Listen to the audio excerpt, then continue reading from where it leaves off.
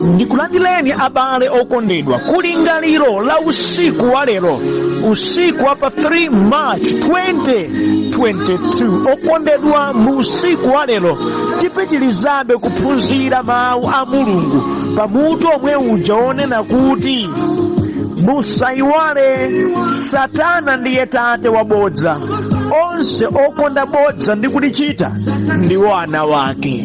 Ndipo mu usiku wa lero ndi phunziro namba 5 limene likuchokera pa uthenga wabwino wa Luka chapter number 23 kuyambira ndimeke yoyamba mpaka na ndime ya namba 12. Mawu a Mulungu mu chichewa cha lero akuti, kenaka gulu lonse la anthuwo linayimirira ndi kumtengera kwa Pilato, ndipo iwo anayamba kumuneneza nati, ife tapeza munthu uyu akusokoneza wanthu a mtundu wathu, ndipo amatsutsa zopereka msonkho kwa Kaisala, komanso amati ndi Khristu mfumu. Pamenepo Pilato anamufunsa Yesu kuti, kodi iwe ndiwe mfumu ya Ayuda? Yesu anayankha kuti, mwatero ndinu. Kenaka Pilato anawawuza akulu ansembe ndi gulu la anthu, ine sindikumpeza cholakwa munthuyu. Koma iwo analimbikirabe kuti iyeyu amasokoneza wanthu a ku Yudeya konse ndi chiputso chake. Iyeyu anayambira ku Galileya ndipo wayenda mtunda wonse mpaka na kuno.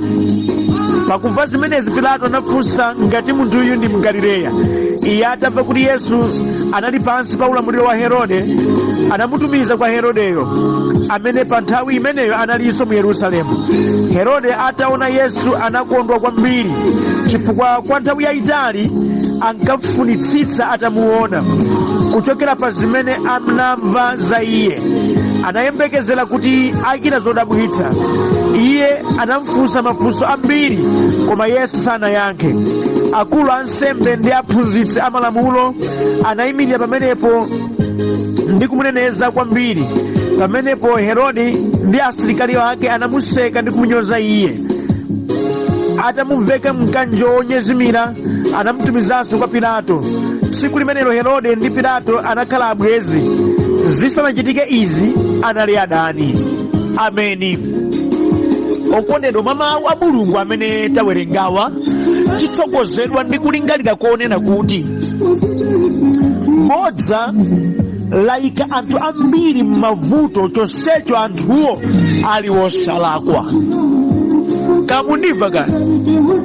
Chifukwa cha bodza anthu ambiri alowa m'mavuto, zochitatu kunamiziridwa, aona zinthu zopweteka, ayenda m'mabwalo, atengedwa ngati anthu oyipa, anthu opanda ntchito mdziko, koma yeti angochita kunamiziridwa. Iwowo chilungamo chake ndi anthu wosalakwa. Ndimati ndinene kamba kabodza anthu mbiri zawo zayipa, kamba kabodza anthu okondedwa alowa mndende, kamba kabodza kunamiziridwa, anthu okondedwa atengedwa ngati zilombo zimbalangondo, koma yeti chilungamo chake si anthu olakwa. Khadwe limene akutchuka nalolo si lawo, palibe ata chimodzi chimene anthuwo adachita. Mmodzi ali kuchita zimenezi. Tivomere alipo anthu ndi amachita zoyipa, tivomere alipo ndi anthu amene amalandira chilango kamba kakhalidwe lawo lolakwika, koma mudziwenso kuti alipo ena amene akuona kiyama koma yeti sadalakwe kalikonse. Ndi nkhwidzi za mdierekezi zoonekera mwa wanthu amene adali kunga bodza nayipitsa mbiri zawo, nawapanga push anthuwa kuti akaone tsoka. Kamundimva kondero ndimvetsani kanthu aka. Kusautsika kwa anthu ena ndi chifukwa chongonamiziridwa, sikuti adachitadi choyipacho ayi. Mwa njira iyi yonena bodza, zinthu zambiri za banthu zasokonekera, maubale amasuka, chuma chaonongeka, mabanja kutha, ntchito kutha, zinthu zomwe zinali zabwinobwino kudetsereredwa. Bodza ndi lachabe kwambiri. Ichi ndachilungamo chifukwa chonama chifukwa chonamizira banthu okondedwa zinthu zina za anthu ena zaonongeka, anthu alowa m'matsoka, maubale kumasuka chifukwa wina kavuwevuwe adabwera nkuyipitsa tsoka lake nkuti bodza ili lidakagwa m'makutu a anthu ongokhulupirira zilizonse, ndipo atangomva izizi adambopanga ma actions osafufuzanso mpaka na zambiri kuonongeka. Mabanja kumene kufika pakutha banja la munthu popeza wina wake adamunamizira moti ndi kuyankhula pano wina akusisima mu mtima mwake kuti adachoka pa banja chifukwa chakuti wina wake amene ankamkhulupirira adanama. Okondedwa, anthu aluza chuma chifukwa chakuti wina adakanena bodza. Anthu aona zopweteka chifukwa chakuti wina wake adakanena bodza. Ziwani bodza ndilachabe munjira iyi yonama nyerekeza amapindula chifukwa amasokoneza zambiri. Mwatsoka nkuti banthu chidwi chofufuza alibe, amangokhulupirirapo zilizonse pakudziwa ichi Satana ndiye wali mwaza bodza. Zinthu zimene zimakhala zabwinobwino zimafika podetsereredwa, kuyipitsidwa mbiri, kuyipitsidwa nkhani yake wina wake wanama. Kondedwa, bodza ndi lachabe kwambiri, lachabe kwambiri. Mawu a Mulungu amene tawerengawa,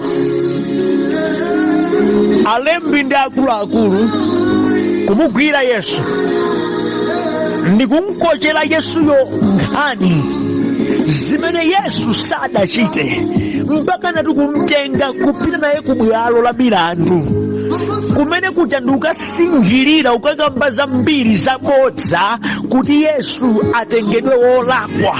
Chonsecho Yesu wosalakwa konse, zimene amamutchulira apa, zimene amamuneneza apa, Yesu sadachite, Yesu sadanene. Chiyambika Mbuye Pilato akuti sindikumpeza cholakwa, mukamba sizugwira. Tsono poti ndi Mgalileya muutero, pitani kwa Herode. Herodenso nayenso koma apa nkugwira pakusana watasingirira kopya mbiri kumamvera Yesu uja kuti wachimwa, Yesu uja ati watere, sangangomugwira ulere chilipo chimene wachita. Mbiri nkumamveka ngati Yesuyo ngoyipa bwalo ku bwalo, koma yeti Yesu sadachite kena kalikonse koyipa.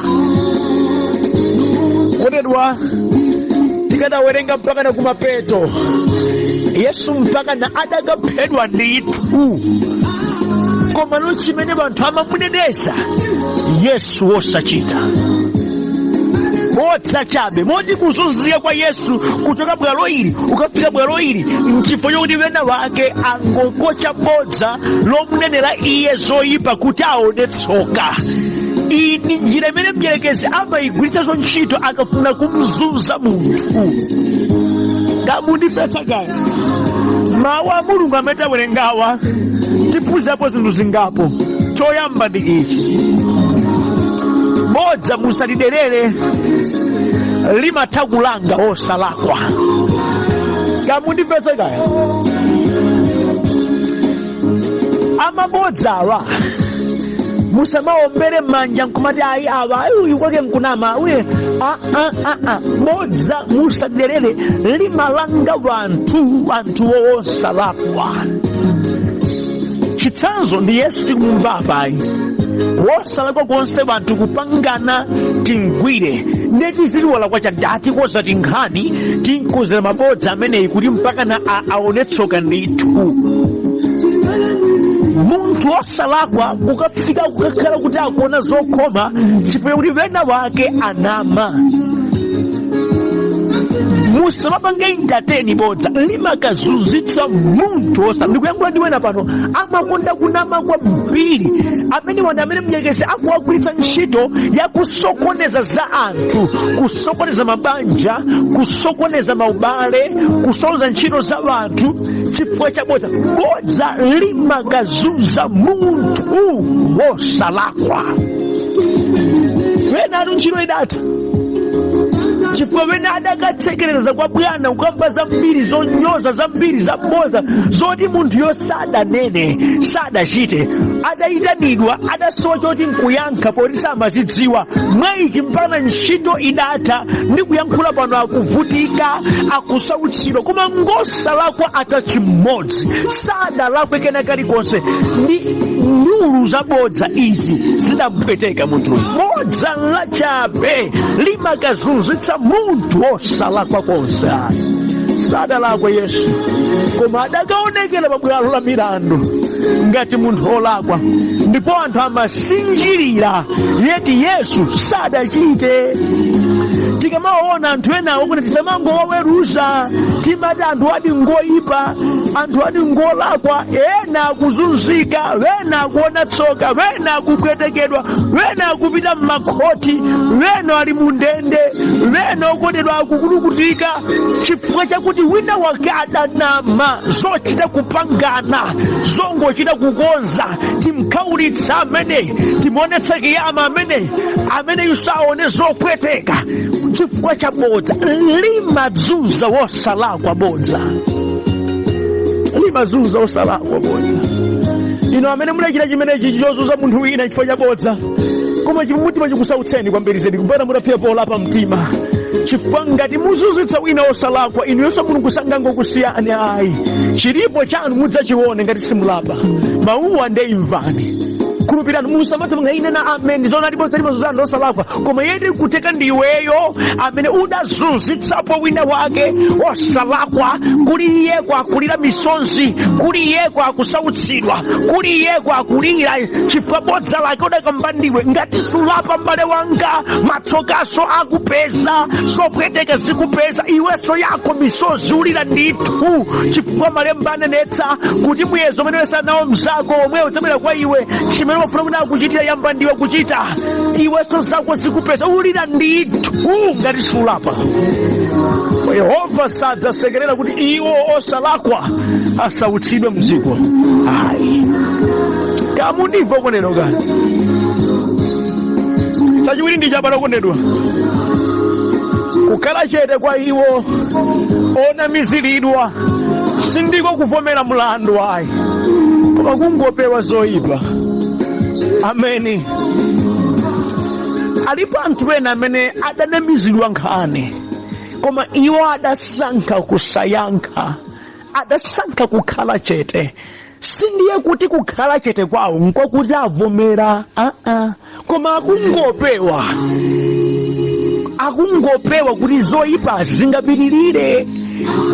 Timawerenga mawu a Mulungu, Yesu adafuna miziridwa sadayankhe kena kalikonse chifukwa iye amadziwa akundinenerazi nzabodza, komanso iwo amene akunamawo amadziwa tiukambazi tiunama.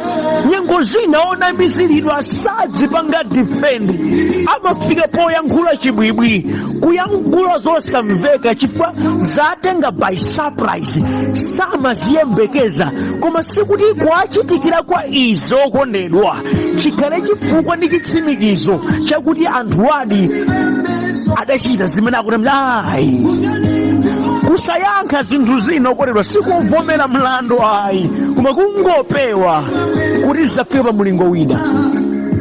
Ndikuyankhula ndi anthu ena pano amene atanamiziridwa pakamwa padakaniya kuti pamasuke kuti adzipange defend, amangotsitsa misonzi. Vantu kumati mamona aulira abuli moti mutere munthu oti sadachita angamalire ayi chilipo.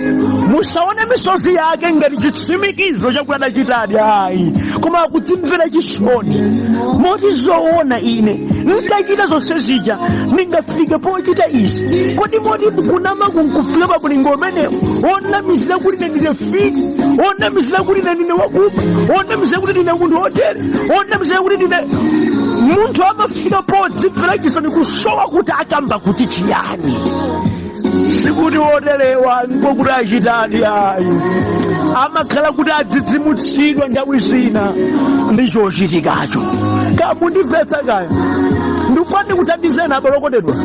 Musamaona ena ake amene akuma pakamwa pa nkhani zina nkuti iwo ndi ochimwitsitsa kapena iwo adachitadi ayi. bodza limandzidzimutsa munthu mpaka munthu siwa chochita. Nthawi zina amatangukhala Yesu mabodza amene anthu amanenawa adasankha kukhala chete, adasankha kusayankha, koma sikuti kusayankha kwake ndiye kuvomereza kuti chimene akamba akulu assembly chinchoona. Ayi sinali choncho. Koma nangati nakuti chani popeza anthu achilo mopangana. Mukudziwa balokotedwa Khoswe sawina mlandu mukoti la mphaka sizimatheka. Ayi sausathenga chifukwa Khosweyo ndiye chakudya cha mphakacho. Apawo tulimizwa akachere kukumana kwawo nkwapasi basi. Zina zimakhala zovuta kuti munthu adzimange defend, koma ndipati nene ngakhale munthu atapezeka kuti wanamiziridwa ndipo walephera kudzipanga yekha defend, chilungamo chimakhalabe. Chilungamo sichimasintha popeza mwina akisadankhule mawu. Ayi chilungamo chimakhalabe. Chilungamo kamundimvetsetsa ka chilungamo chimakhalabe. Chilungamo ichi mudziwe. Chachitatu ndi chamba lokondedwa, n'kwabwino tikamamva zinthu tizitsatabe zimene ife timadziwa ngati chilungamo.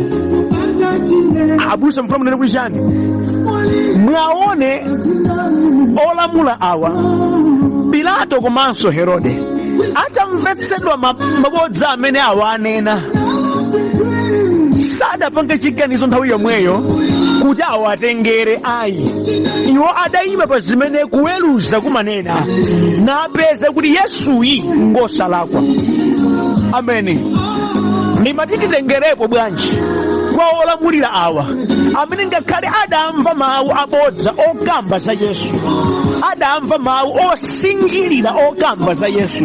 Iwo adapanga wezi zinthu zinamati kuma awu kufufuza kwanga ngati olamulira ndikupeza kuti Yesu ndi wosalakwa. Ndi wosalakwa. Palibe mulandu ningamuyimba chifukwa zimene abweretsazi nzabodza. Ndimati mtima woterewu pena pake tikhale nawonso tikumva zambiri kudziko kuno zimene zochuluka nzabodza, nafenso tidzifika ponena kuti chilungamo chimati chiyani. Nkhani ndi ukumvanzi kodi nzoonadi. Ndimati ndikambe atumiki a Mulungu akhala mavikitimu a nkhani zabodza zoteresi. Munthu kungolota tere kuti ayi kodi wakuti uchamatere basi nkhani kumangopita. Inunso ikakupezani malomoti mufufuze kuti chilungamo nchiti kumangoitenganso ngati chacho ngati yozoona kumpasaso munthu wina. Adadimbirapo foni ili munthu akuti abusa akambiri mwamwalira, nikuti atsona ngomwaliraso amanga foni mvuwe pachatu kumwamba atu kulibe zochera nalami atu. Ndine ndili pano kuti kumatuya pepa atu kuno anthu afalitsa kuti mwafa, nikuti amwina kapena aukamba za kholo langa kuti bambo ndamadachisiya. Akuti iso zingatitamva kuti kamba za inuyo ndati ayitere ndine ndiucheza nawe pano ndikadalili moyo. Nthawi ikadzakwana mbuya akadzavomereza tidzapita kumwambako. Ndikadakafika panopo tikadachaka yo uthengawo kamvani zoti Yesu ndi mpulumutsi, lapani machimo konzekerani kubwera kwake. Kamundipeza kanuka basi. Alipo anthu amathe kukakamira zoti sazidziwa zoti ndi zabodza, koma ndikuzikakamira kwambiri zedi kumazikamba ngati zoona. Ndimati muphunzire inuyo, mukamamvadi zoterozo muzidzifunsa chilungamo nchiti. Inu mugwire chilungamocho olungakhale munati niwo mwasiyana ndi mmene anthu akukambira palibe vuto. Bola inu mwayima pa chilungamo. Pilato adayima pa chilungamo, Aherodeyo adayima pa chilungamo. Iwowo zimene anthu amanena zoti akosanawa ayipa mitima atu awa. Munthuyo alibe chifukwa chokuti ndikhoza muyimbira mlandu pano. Akukambaza mastatement ake akunkolana palibe chenicheni chimene chili choona pa izi. Munthuyu ndingomutaya mpaka na Herode oyipa kumtaya Yesu chifukwa adapeza chimene akamba makosanawa sizumveka. Inunso mmatero kodi? Ine ndimati tinakhala ndi moyo ngati umene wapalokonedwa. Mabodza ambiri amene akhala nawo nonga zochuluka mdziko muno ndithu tikhoza kukwanitsa mawayimitsa. Munthu akamangambangani kuti inu munaliko, hayi mwamva kwa ndani. iye analiko aiso ndiye mukhulupirira bwanji za anthu amene kunalibe sadazione anthu amene podi eti ndikusa tisakhale anthu oduduka nkulikena kaliko zimene tamva nkoona tawada atu anthu ena pa nkhani ya sangokumva, tawanyoza anthu ena pa nkhani ya sangokumva, tawalanga anthu ena pa nkhani ya sangokumva, tawachita chipongwe anthu ena nkhani zongopeka. Anthu aona zambiri zopweteka nkhani zongopeka zoti zokulibe chipumutima muzikhala nacho pa nkhani zimene mumamva. Kodi mukumva inu? Kodi zikuthandizani zimenezi? Zikuthandizani zimenezi? Chotsiriza balokondedwa, iwo amene amakhulupirira bodza ndi kulichita amakhala wanthu opanda ulesi kwambiri. Mtima wawo umakhazikika choyipacho akachichitadi basi. Mawuwa gwirani, tamvani makusana awa ndipo Zaira adapita kwa Pilato wa asasa uyo ulendo kwa Herode wa asasa uyo upita kwa Pilatonso. Upanda ulesi nalo bodza, upanda nalo ulesi nalo bodza, upanda nalo ulesi bodza nkhani nkuti akwaniritse chokhumba cha mtima wawo pabodza. Ambiri ochita bodza ndi kulichita sakhala ulesi.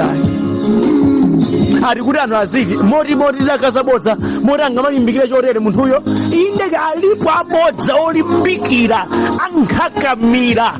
Chofuna chawo nkufuna kupweteka munthu, chofuna chawo nkufuna kusokoneza zinthu, chofuna chawo nkufuna kuti china chake chisayende chilakwike.